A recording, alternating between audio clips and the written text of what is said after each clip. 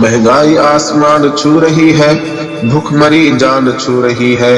बच्चे भूख से बिलबिला रहे हैं और साहिब झुनझुना बजा रहे हैं। पहले नोटबंदी से सबका बुरा हाल हुआ, फिर जीएसटी से देश अधिक कंगाल हुआ।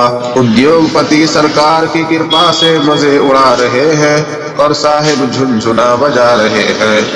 गोद में बैठे हैं सत्ता की न्यूज चैनल वाले, देश की चिंता कौन करे अब सबके धंधे काले।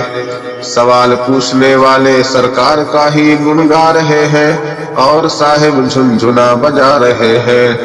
प्याज मटर और आलू अदरक सब कुछ हुआ महंगा, जिस जनता से वादे किए थे सबको दिखाया ठेगा।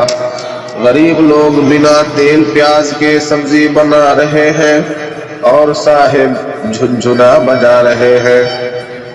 डीजल और पेट्रोल के दाम हर दिन बढ़ते जाते हैं, डीजल और पेट्रोल के दाम हर दिन बढ़ते जाते हैं।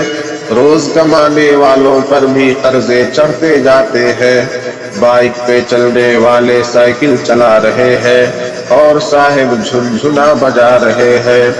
हिंदू मुस्लिम मंदिर मस्जिद की करते हैं बातें, घोटालों में कटती है इन नेताओं की रातें।